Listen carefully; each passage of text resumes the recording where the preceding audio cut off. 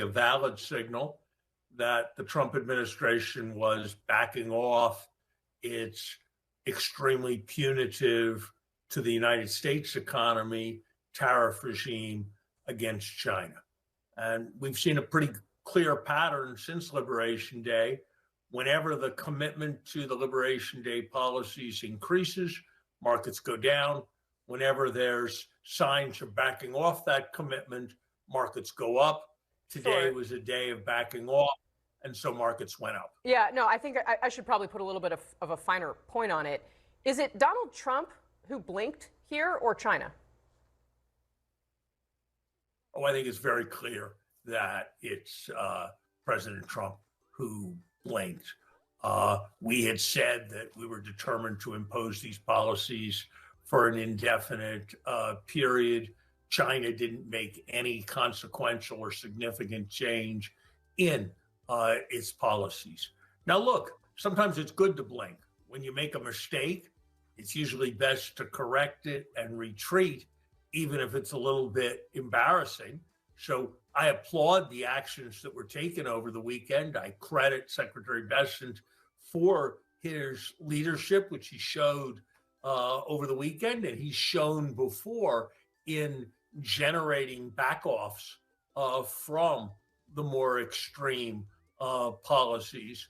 But there's no question. I mean, just look at which stocks went up and which stocks went down. The stocks that were the companies that were most burdened by the prohibitive tariffs on China were the ones that most benefited.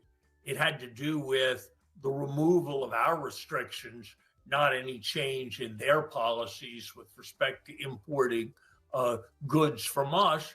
And that's been the pattern on each one of these things. So I don't think there can be any serious question that this is about markets celebrating retreats, not celebrating some kind of victory and accomplishment from these policies. Got it.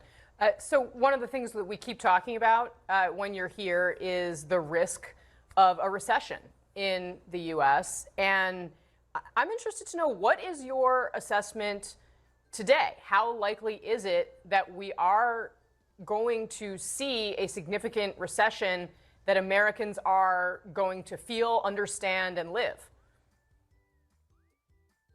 I'm encouraged relative to when I was here last, because I think the administration is showing itself to be less committed to disastrous policies than I had feared they would be.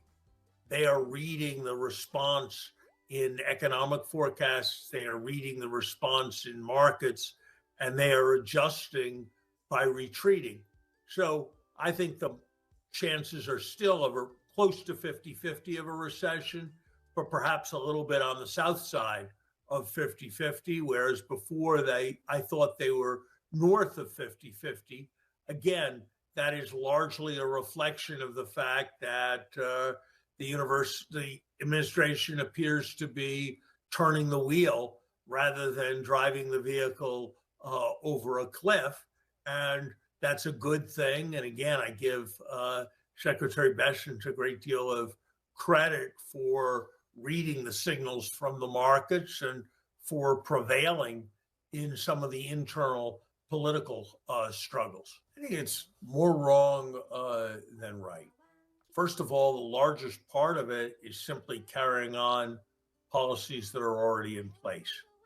Second of all, when you borrow huge amounts of money and then you borrow to pay interest on the huge amounts of money that you have borrowed, it feels good for a while until it doesn't. And we don't know at what point the day is going to come when people become much more reluctant to roll over U.S. debt. And as a consequence, interest rates spike, doing lots of damage to our economy.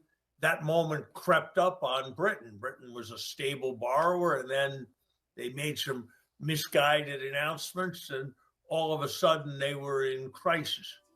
We are raising the risk of that every day in the United States when we don't address the problem of the budget deficit.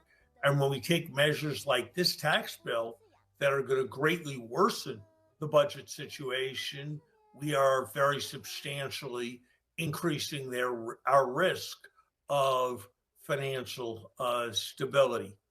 We act like we have all the leverage in the world. The truth is we've issued so much debt that others have leverage over us as well, and prudence requires recognizing that. 偷偷告诉大家，我最近发现了新法宝 Royal Face 逆时奇迹系列，它有活肤露、全效精华，还有精华霜。尤其我皮肤比较偏干，所以我非常的注重保湿。保湿做得好，肌肤自然烹润。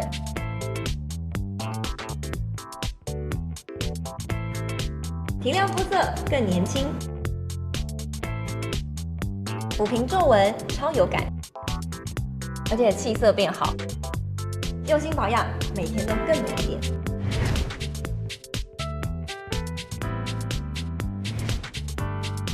美吧。